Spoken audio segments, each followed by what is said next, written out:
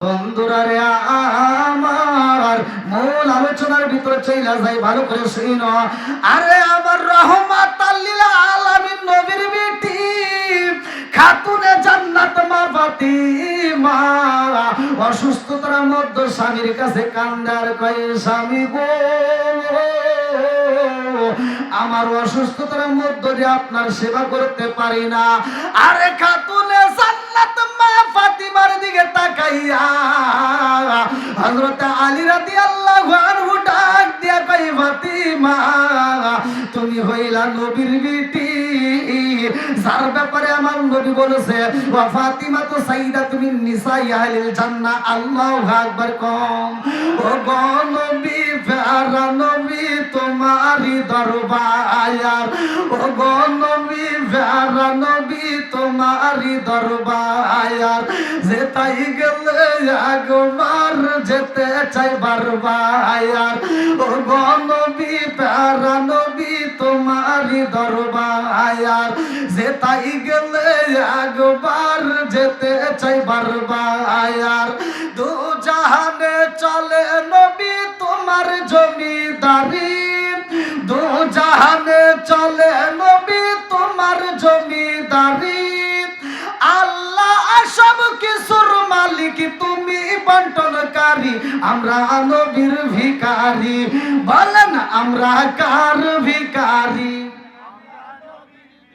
ও গো নবী প্যারা নবী তোমারই দরবার, ও গো নবী প্যারা নবী তোমারই দরবার, যেতাই গেলে একবার যেতে চাই বারবার, ও গো নবী প্যারা নবী তোমারই দরবার, যেতাই গেলে একবার যেতে চাই বারবার।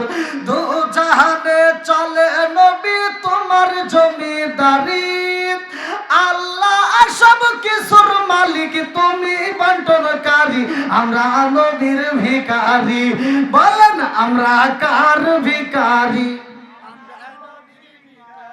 আরে তোমার ক্ষমতা চলে আসলে শুধু জমিনে নয়।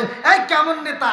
আমাদের নেতারা শুধু দুনিয়াতে ক্ষমতা দেখায়, আর আমার নবী এমন একজন নবী সে তো শুধুমাত্র এই জমিনে নয় আসমানেও ক্ষমতা দেখায়। জোরে কোন মারহাবা। তোমার ক্ষমতা চলে আসলে শুধু জমিনে নয়, তোমার ইশারায় মাগরিব হতে উল্টায় আসর হয়, তোমার ক্ষমতা চলে আসমানে শুধু জমিনে নয়, তোমার ইশারায় মাগরিব হতে উল্টায় আসর হয়, তোমার মজে যার কথা কি শেষ করিতে পারি, তোমার মজে যার কথা কি শেষ করিতে পারি, খেজুর গাছের ডাল হয়ে যায় ধারালো তরবারি, আমরা নবীর ভিখারি, বলেন আমরা কার ভিখারি? ও গো নবী প্যারা নবী তোমারই দরবার, যেতাই গেলে একবার যেতে চাই বারবার, ও গো নবী প্যারা নবী তোমারই দরবার, যেতাই গেলে একবার যেতে চাই বারবার। দু জাহানে চলে নবী তোমার জমিদারি, আল্লাহ সব কিছুর মালিক তুমি বন্টনকারী, আমরা নবীর ভিখারি, বলেন আমরা কার ভিখারি? বন্ধুরা রে আমার সে রহমাতাল লিল আলামিন নবীর বিটি খাতুনে জান্নাত মা ফাতিমা অসুস্থতার মধ্যে দিয়ে দুইটা চোখের পানি ছাইরা দিয়া কান্দে।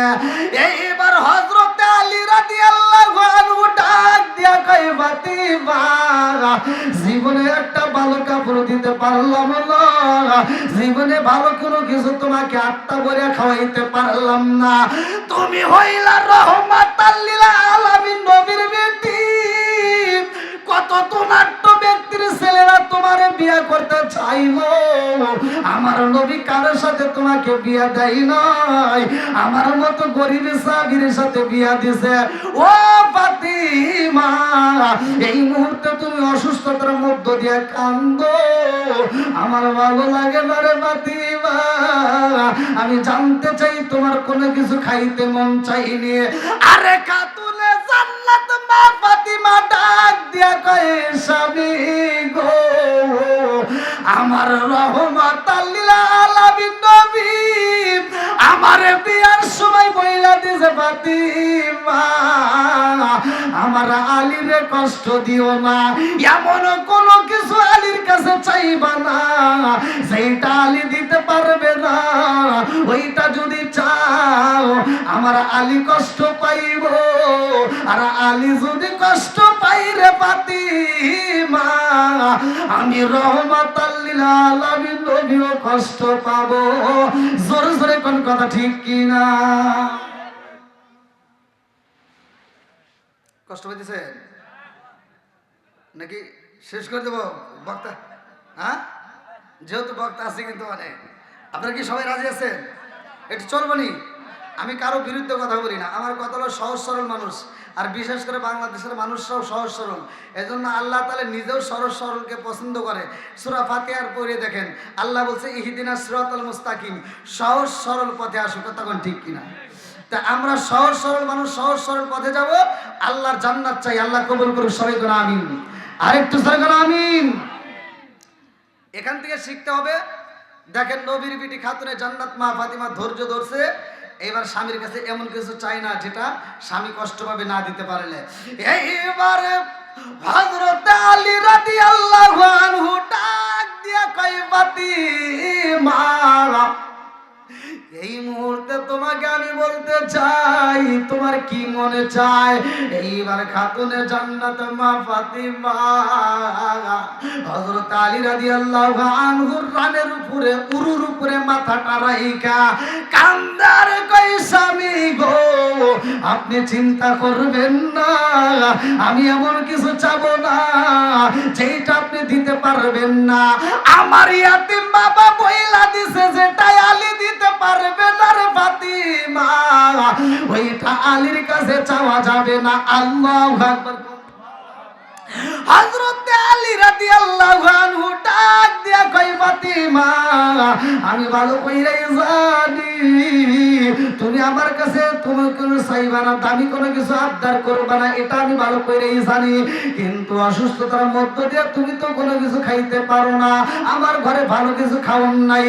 ও ফাতিমা এই মুহূর্তে তোমার কোনো কিছু খাইতে মন চাইনি, এ আমার মুরব্বী বাবারা সোনার যুবকের দলেরা ভালো করে শুনে নাও, আমার রহমাতাল লিল আলামিন নবীর কাছে আমার আল্লাহ জিবরাইলকে পাঠাইব, এই ঘরের ভিতরে এমন একটা ঘটনা ঘইটা যাইব যার কারণে আমার আল্লাহ নিজে হাসবে। আল্লাহু আকবার। এইবারে খাতুনে জান্নাত মা ফাতিমা ডাক দিয়া কয়, স্বামী গো আপনি কি এমন খাওয়াইতে চান, কারণটা কি? বলে তুমি কি খাইতে চাও একটাবার তুমি মুখ দিয়ে উচ্চারণ কইরা দাও, আমি আলী এইটা তোমার জন্য বাজার থেকে নিয়ে আসবো। আল্লাহু আকবার। ফাতিমা বলতেছে আপনি যদি একান্তই দিতে চান তাহলে একটা ডালিম নিয়ে আসবেন। কি নিয়ে আসবেন? জোরে কর না কেন? একটা ডালিম নিয়ে আসবেন, একটা ডালিম যাকে বলা হয়েছে আনার। এইবার ফাতিমা কান্দার কয়, স্বামী গো আপনি যদি খাওয়াইতে চান একটা ডালিম নিয়ে আসবেন গো স্বামী, আপনি সহ আমার হাসান হোসেন সহ আমরা একটা ডালিম খাইতে চাই। আল্লাহু আকবার। আরে একটা ডালিম যখন চাই হযরত আলী রাদিয়াল্লাহু আনহু আর দেরি করে না রে বন্ধু, বন্ধু এই আলীটাকে ভালো করে শুনে নাও। আমার নবী বলছে সহিহ হাদিস নির্বাচিত হাদিস, পালা পালা রাসূলুল্লাহ সাল্লাল্লাহু আলাইহি ওয়াসাল্লাম আনা মাদিনাতুল ইলমি ওয়া আলিকুম বাবুহা। আমার নবী বলছে আনা মাদিনাতুল ইলমি ওয়া আলিকুম বাবুহা, আমি নবী হইলাম ইলমের শহর আর সেই শহরের মেইন দরজায় আমার আলী। জোরে জোরে কন্যা সুবহানাল্লাহ। এইবার আলী বের হয়ে যাই রে ভাই, মদিনার অলি গলিতে ঘরে কোথায় কাজ পাওয়া যাইব? একজন ডাক দিয়া কয় আলী রে, এই মুহূর্তে তুমি কোথায় যাইতেছ? তোমার মনটা বড় বেজার, কারণটা কি? হযরত আলী রাদিয়াল্লাহু আনহু বলে কাজ তালাশ করতে চাই। আমি কাজ কইরা আমার বিবি খাতুনে জান্নাত মা ফাতিমার জন্য একটা ডালিম কিনতে চাই। আল্লাহু আকবার। আর একজন ডাক দিয়া কয় আলী রে, আমার কাছে অনেক সম্পদ আছে, আমার যাকাত দেওয়ার প্রয়োজন, এই মুহূর্তে যদি চাও আমি তোমারে দান করতে পারি। আলী ডাক দিয়া কয় আমি কোন বংশের মানুষ জানো নি? সবার জন্য সবকিছু চলে না, আমি আলীর জন্য যাকাতের মাল খাওয়া হারাম, আমার জন্য ফিতরা খাওয়া হারাম, আমার জন্য দানের মাল খাওয়া, আমার জন্য যাকাতের মাল খাওয়া হারাম। আমি আলী এমন বংশের মধ্যে জন্মগ্রহণ করছি রে, আমার যদি যাকাত দেওয়া হয় খাওয়া যাবে না, আমি ক্ষুধার জ্বালাই যদি মইরাও যাই তারপরেও যাকাতের মাল খাইতে পারবো না। আল্লাহু আকবার।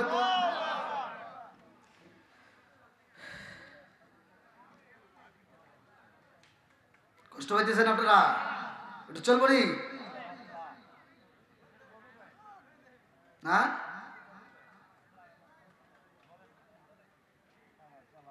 আলী রাদিয়াল্লাহু আনহু বলতেছে আমি কাজ করতে চাই। আল্লাহু আকবার। কোন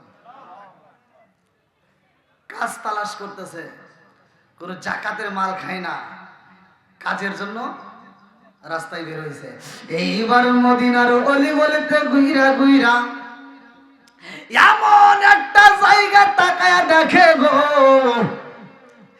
একজন ব্যক্তি ঘোড়ার উপরে উষ্টের পৃষ্ঠের উপরে মাল লোড দিব কিন্তু পারে না, কুলি নাই, লোকের জন্য অপেক্ষা করে। আলী রাদিয়াল্লাহু ওই রাস্তা দিয়া হাইটা যায়। আল্লাহু আকবার।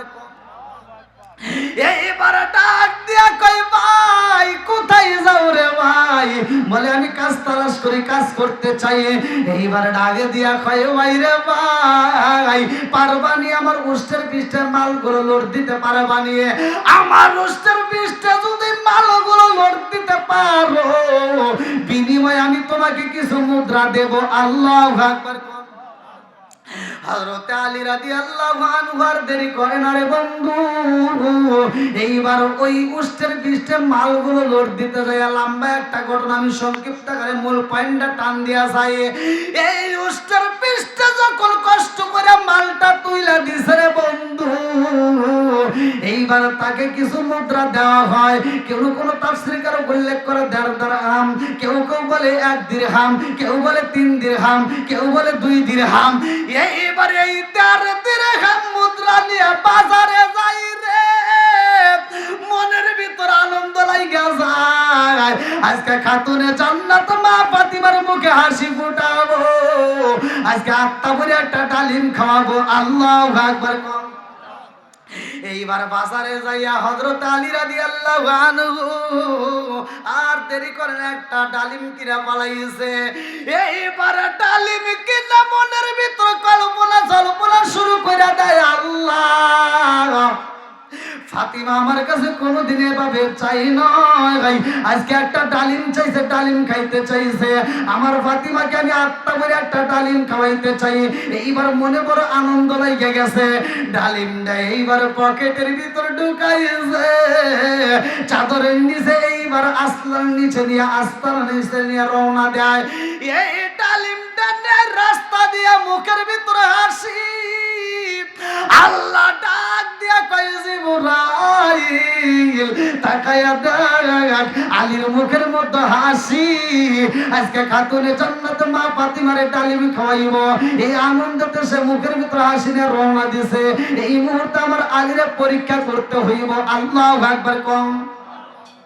আল্লাহ কিন্তু সবাইরে পরীক্ষা করে, কথা কোন ঠিক কিনা? মুমিন বান্দা যারা যারা আল্লাহর রাস্তায় থাকবে আল্লাহ তাদেরকে পরীক্ষা করবে, জানের ক্ষতি করবে, মালের ক্ষতি করবে, ফসলের ক্ষতি করবে, সব ক্ষতি করে আল্লাহ তারা পরীক্ষা করবে যে আমার বান্দা ঠিক আছে কিনা, কথা কোন ঠিক কিনা? বন্ধুরা রে আমার ভালো করে শুনে নাও, ভালো করে শুনে নাও। হযরত আলী রাদিয়াল্লাহু আনহু মুখে বড় হাসি নিয়ে রওনা দেয়। আল্লাহ ডাকে দিয়া কয় জিবরাইল আর দেরি করা যাইব না, এই মুহূর্তে ভিক্ষুকের বেশ ধরে আলীর সামনে দাঁড়াইবা। আল্লাহু আকবার। আরে ভিক্ষুকের বেশে হযরত আলী রাদিয়াল্লাহু আনহু যখন দাঁড়ায়া যায় রে, আলীর সামনে ফেরেশতা দাঁড়াইয়া জিবরাইল ডাকে দিয়া কয় ভাই আলী এই মুহূর্তে আমারে খাওয়ান দিতে পারবানি, এই মুহূর্তে আমি খাওয়ানো চাই। আলী রাদিয়াল্লাহু আনহু বলে আমি তোমারে কেমনে খাওয়ান দেব? কাক দিয়ে কই তোমার কাছে একটা ডালিম আছে রে ভাই, যদি একটা ডালিম আমারে দান করে দিতা আমি তোমার জন্য আত্মা ভরে দোয়া করতাম। জোরে জোরে কন্যা সুবহানাল্লাহ। আলী রাদিয়াল্লাহু আনহুর মনে পড়ে গেছে আমার নবী বলছে ওয়াসাররাইয়াদ দাররা, দানশীল ব্যক্তি আল্লাহর বন্ধু, কথা কোন ঠিক কিনা? কষ্ট পাইতেছেন? আরেকটু চলবো? যদি আপনারা চান তাহলে ওয়াজ করব। সবাই রাজি? একটু জিকির করেন লা ইলাহা, একসাথে লা ইলাহা। খুলে নেই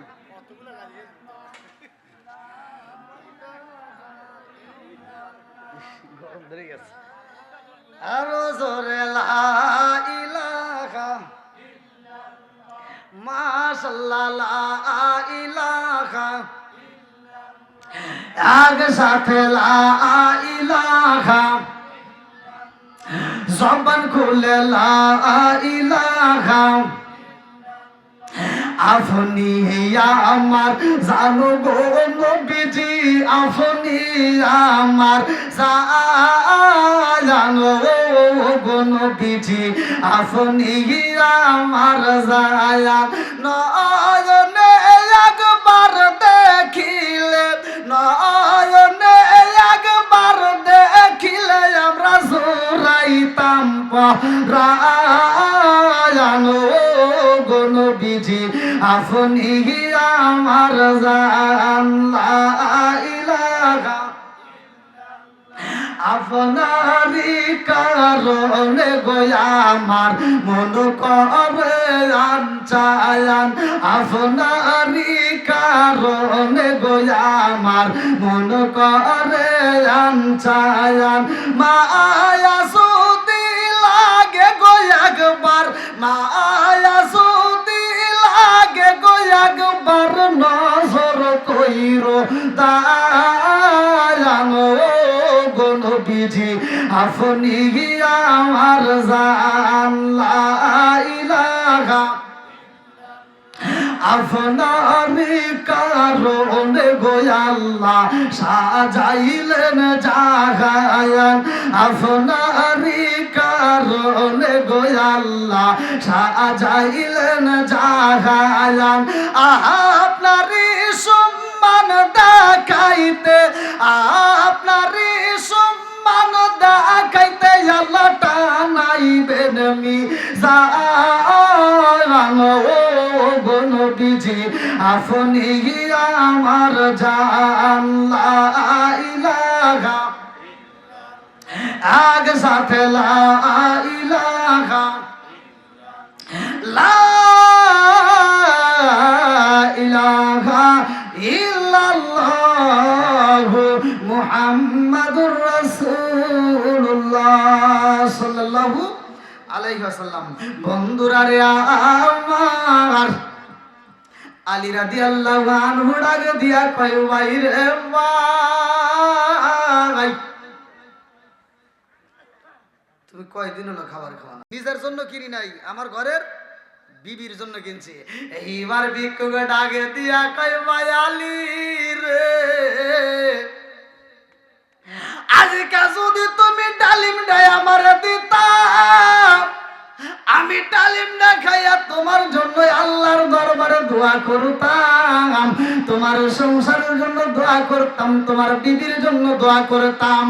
আলী রাদিয়াল্লাহু আনহু দুইটা চোখের পানি ছাইরা দিয়া কান্দে আর কই ভিক্ষুক ভাই, তুমি আগে দিন পার হয়েছে খাবার খাও না, কিন্তু আমি আলীর ঘরে আজ 3 দিন হইল চুলায় আগুন জ্বলে না। আল্লাহু আকবার কও। ফরমায়াছেন হযরতে আয়েশা খাতুন, মাস যেত নবীর চুলায় না জ্বলিত আগুন। ফরমায়াছেন হযরতে আয়েশা খাতুন, মাস যেত নবীর চুলায় না জ্বলিত আগুন, না ছুটিত একটি দানা খেজুর কোনো দিন। হাইরে আমার নবীর মায়ার দিন, উম্মতের সামনে আসি হইতেছে বিলীন। হাইরে আমার নবীর মায়ার দিন।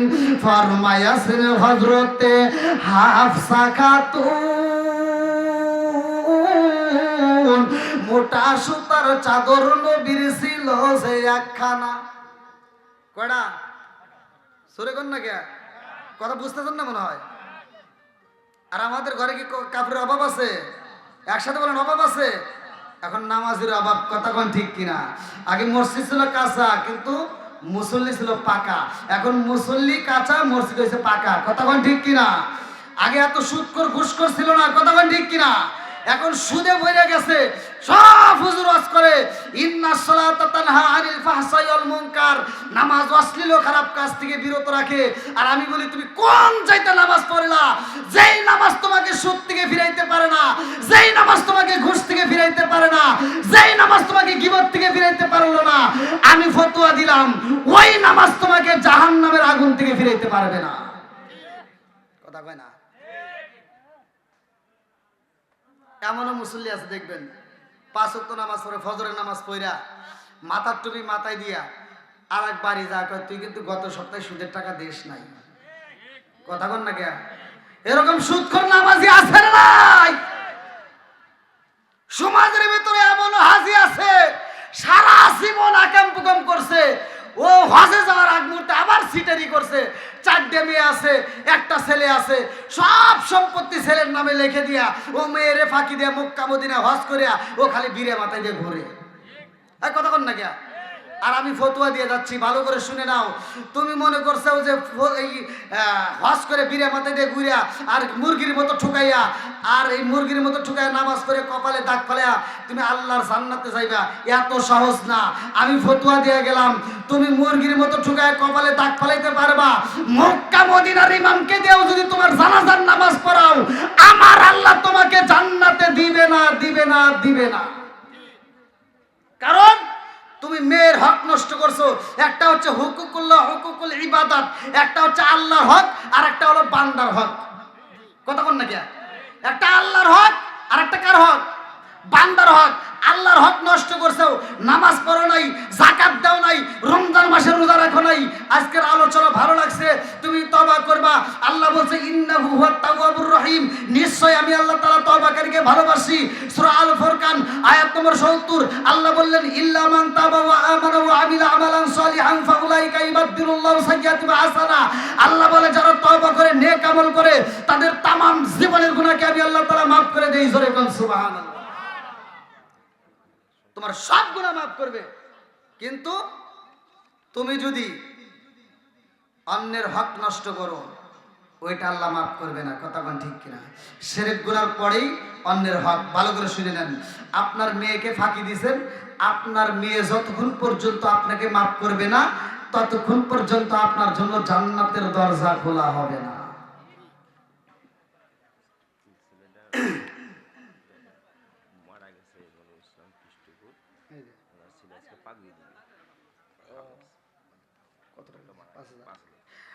নারায়ে তাকবীর। শোনো শোনো জগৎবাসী, শোনো শোনো গ্রামবাসী, শোনো দিয়া মন, ভালো লাগলো আপনাদের মাহফিল আয়োজন। চিৎকার মেরে কন্যায় আল্লাহু আকবার। আজকে এমন একটা দান পাইলাম, মৃত নূর ইসলাম কৃষ্ণপুর থেকে, তার সন্তান আজকে পাগড়ি নিবে। আলহামদুলিল্লাহ, কিছুক্ষণ আগে দেখলাম অনেকগুলো ছাত্রকে, 13 জন ছাত্রছাত্রীকে কোরআন শিখিয়ে দিলাম, আবার পাগড়ি প্রদান আছে। আজকে যে ছেলেটা পাগড়ি নিবে তার বাবার উদ্দেশ্যে 5,000 টাকা, জোরে কেন মারহাবা। নগদে কয় হাজার? আমি কিন্তু ছোট দোয়া বড় দোয়া সবই একভাবে দোয়া করি। সমাজের ভিতর অনেক ধরনের হুজুর পাবেন, এই হুজুর ঘরের ভিতর যত পেঁয়াজ আপনাদের ভিতর অত পেঁয়াজ নাই। কথা কয় না কে? এই হুজুররা স্টেজে উঠে বলবে যে গীবত করা যাবে না, আবার ওই হুজুরে স্টেজে উঠে দেখবেন এক হুজুর আর এক হুজুরের গীবত করে। কথা কন না কে? আবার দোয়া করবেন, এই দোয়ার ভিতর যে কি বেজাল। আপনি গরিবের জন্য এক দোয়া, বড় লোকের জন্য আর এক দোয়া। কথা বোঝে না রে? কথা কন না কে? আপনার মসজিদে যান, গরিব মানুষের মা বললে, বাপ বললে হুজুরের কাছে দোয়া চাই, হুজুর একটু দোয়া করেন, হুজুর দোয়া করে আল্লাহুম্মা আমিন বিরহমাতিকা ইয়া আরহামার রাহিমিন। কথা কন না কেন? আর বড় লোকের মা মরবে, হুজুরের কাছে দোয়া চাইলে হুজুর দোয়া করে, আল্লাহ আমার আব্দুর রহিমের মা কত দাওয়াত দিয়ে খাওয়াইছে, আল্লাহ তুমি তাকে জান্নাত দাও। আর আজকে দোয়া না করলে তো আমি 1000 টাকা পাবো না। আছে না নাই? আপনারা মনে আমার কথা বোঝেন নাই। এজন্য বড় লোকের দোয়া, গরিবের দোয়া, সব দোয়া এক দোয়া। কতক্ষণ ঠিক কিনা? এটা হাতে বলে আল্লাহুম্মা আমিন। আল্লাহ তাকায়া দেখো, তোমার আগে বান্দায় আল্লাহ জান্নাতে যাওয়ার জন্য করছে একটা দান্দা। আল্লাহ গো, আমার নূর ইসলাম ভাই এই দুনিয়ার মায়া ছেড়ে কবরে চলে গেছে, ছেলে আজকে কোরআনের হাফেজ। আল্লাহ নগদে 5,000 টাকা। ও মাবুদ গো, ভাইজান দেখতে পারলো না, ছেলে কোরআনের হাফেজ। আল্লাহ গো, এই 5,000 টাকা রসিলা করিয়া, তার সন্তানের হাফেজ রসিলা করিয়া, আল্লাহ তুমি তার কবরটাকে জান্নাতের বাগানে বানিয়ে দাও। আল্লাহ যতগুলো মানুষ দান করতেছে, আল্লাহ প্রত্যেকটা দানগুলোকে কবুল আর মঞ্জুর করে নাও। সবাই কোন আমিন। আমার মরণের কতদিন বাকি আমি জানিলাম না রে, আল্লাহ মরণের কতদিন বাকি আমার। আফজাল মেম্বার, তার জন্য দোয়া করা দরকার। নগদে 500 টাকা। আল্লাহ লইতাম জীবনে লা ইলাহা, আমি হইলে তোমার গনবী, তুমি হইতাই আমার,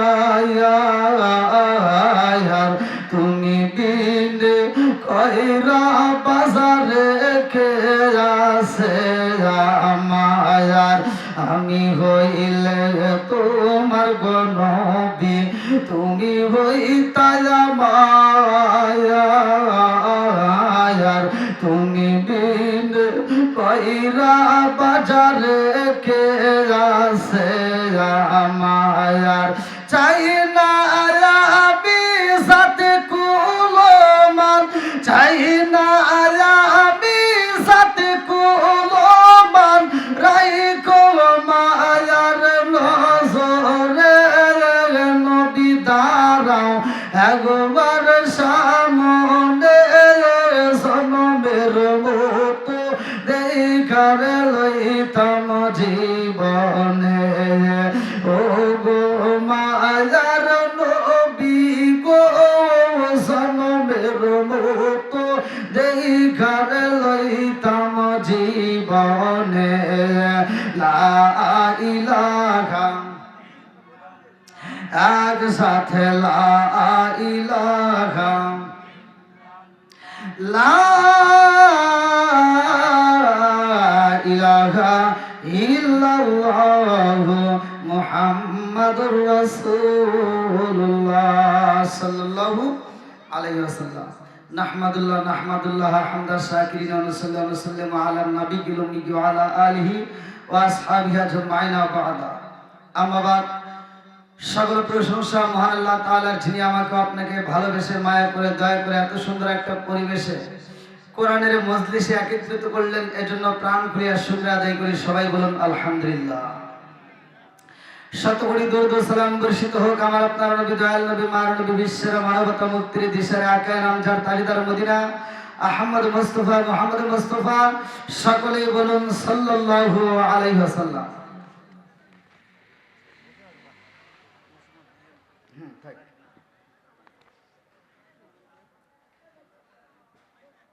এম এ মান্নান নুরানিয়া হাফিজিয়া কওমি মাদ্রাসা ও ইয়াতিমখানার উন্নতি কল্পে নবম বার্ষিকী তাফসিরুল কোরআন মাহফিল, স্থান কয়রা বাজার চত্বর, উল্লাপাড়া, সিরাজগঞ্জ।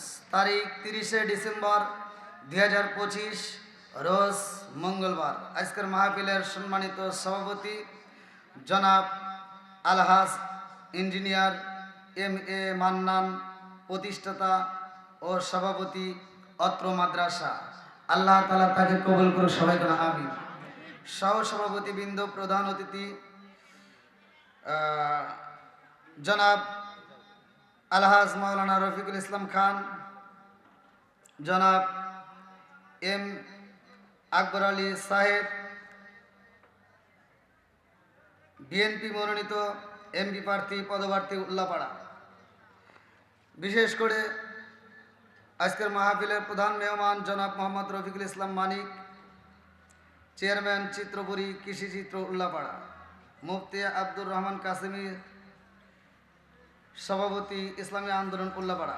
বিশেষ অতিথিবৃন্দ, সম্মানিত অতিথিবৃন্দ, প্রবাসীবৃন্দ, আজকের মাহফিলের প্রধান আকর্ষণ সহ আজকের মাহফিলের কমিটিবৃন্দ, সদস্যবৃন্দ, এলাকাবাসী, সকলকে জানাই আসসালামু আলাইকুম ওয়া রাহমাতুল্লাহি ওয়া বারাকাতুহু। আপনারা কেমন আছেন? একসাথে বলেন কেমন আছেন? শুকরিয়া আদায় করলাম কার? আল্লাহ বলছেন ওয়া ইস্তাআযানা রাব্বুকুম লা ইন শাকারতুম লা আযীদান্নাকুম ওয়া লা ইন কাফারতুম ইন্না আযাবি লাশাদীদ। আল্লাহু আকবার কও। আল্লাহ বলে যারা আমার নিয়ামত পাওয়ার পরে শুকরিয়া আদায় করবে, আমি আল্লাহ নিয়ামত বাড়ায়া দেব। জোরে কোন সুবহানাল্লাহ। আর যারা শুকরিয়া আদায় করবে না, আমি আল্লাহ নিয়ামত ছিনায় নেব। শুধু তাই না, ইন্না আযাবি লাশাদীদ, শক্ত আযাবে গ্রেফতার করব। জোরে কোন নাউযুবিল্লাহ। তা যদি কোনো ব্যক্তি ধন সম্পদ বাড়াইতে চায়, জীবনে সফলতা আনতে চায় এবং ধনী হতে চায়, ওই ব্যক্তিটা যেন আল্লাহর বেশি বেশি শুকরিয়া আদায় করে। আর যদি কোনো ব্যক্তি গরিব হতে চায়, সে যদি শুকরিয়া আদায় বন্ধ করে দেয়, তাহলে আল্লাহ তাআলা তাকে গরিব করে দেয়, তাকে নিয়ামত থেকে আল্লাহ বঞ্চিত করে। তাই জন্য আমরা সুখে থাকলেও বলবো আলহামদুলিল্লাহ, দুঃখে থাকলেও বলবো আলহামদুলিল্লাহ। তো যাই হোক, আজকের মাহফিলটা যেহেতু আপনারা জানেন মাদ্রাসার মাহফিল, আমাদের মাদ্রাসার দরকার আছে না নাই? এখন বর্তমান সময় কিন্তু কোরআন তেলাওয়াত বন্ধ। ঘরে ঘরে দেখবেন, আমরা ছোটবেলায় দেখছি মুরব্বীরা কোরআন পড়ছে, ঘরে ঘরে কোরআন তেলাওয়াত ছিল। বর্তমান আর আগের মতো ঘরে ঘরে কোরআন তেলাওয়াত নাই। কতক্ষণ ঠিক কিনা? আগে মানুষের ঘর কিন্তু এরকম বিল্ডিং ছিল না, কিন্তু ছিল দোচালা ঘর, কারো মাটির ঘর, কারো সোনের ঘর। এরকম নর্মাল ঘর থাকলেও আগে এত সুখে ছিল না, জাজিম বক্স ছিল না, এত রকমের সাজানো কিছু ছিল না, কিন্তু কাঠের একটা তক্তা সাজানো ছিল। এই মুরব্বীরা কতক্ষণ না কি ছিল? কাঠের তক্তা ছিল। ওই তক্তার ভিতর আর কিছু থাকবার না থাক, একটা কোরআন শরীফ থাকছে। কতক্ষণ না মিশা কথা বলতেছি? আর কিছু থাকবার না থাকে, একটা কোরআন শরীফ ওই তক্তার উপর। প্রত্যেকটা ঘরেই ছিল, বড় লোকের ঘর হোক, ধনীর ঘর হোক, আর গরিবের ঘর হোক, ফকিন্নির ঘরেও কিন্তু একটা কোরআন শরীফ ছিল। কথা বল না কেন? এখন কি আছে? এখন বড় বড় বিল্ডিং হয়েছে, সুকেশ হয়েছে, কত কিছু দামি কিছু হয়েছে, কিন্তু এই কোরআনটার ঘরে নাই। কথা বল। দুই একজনের ঘরে যাই ছিল, এবার কোরআন শরীফে মুসরায়া এইরকম একটা কাপড় দিয়ে পেঁচাইয়া মাদ্রাসার হুজুরের কাছে, মসজিদের হুজুরের কাছে এসে কয়, হুজুর এই কোরআন শরীফটা আমি দান করবো। দেখেন, একটা পুরাতন কোরআন শরীফ নিয়ে এসেও দান করতেছে। আমার ঘরের ভিতর কোরআন শরীফ করার মতো কেউ নাই, কেউ পড়ে না, তাহলে কোরআন শরীফ ঘরে থাকলে অভিশাপ দিব, এখানে রেখে গেলাম। আছে না নাই? এখন যেহেতু ঘরে ঘরে কোরআন তেলাওয়াত বন্ধ হয়ে গেছে, এই জন্য মাদ্রাসার দরকার আছে না নাই?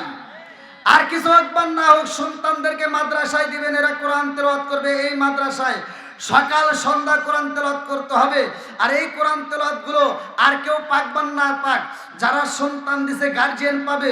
যদি বাচ্চা ছোট হয়, ওর আমল নামায় তো কোনো গুনাহ লেখা হয় না, তাহলে ওর আমল নামায় যে সব দেওয়া হয়, এই সবগুলো যাবে কোথায়? এই সবগুলো কোথায় যায় এটা জানার দরকার আছে না নাই? শুধু তাই না, এই মাদ্রাসার সাথে যারা জড়িত, যারা দান করে, এই দানগুলো করলে তারা কি লাভবান হবে, এই দিক নির্দেশনালে একটু কথা বলবো। সবাই রাজি আছেন তো? দান করলে যে আল্লাহর বন্ধু হওয়া যায়, আল্লাহর নৈকট্য লাভ করা যায়। দানশীল ব্যক্তি আল্লাহর বন্ধু। জোরে কোন সুবহানাল্লাহ।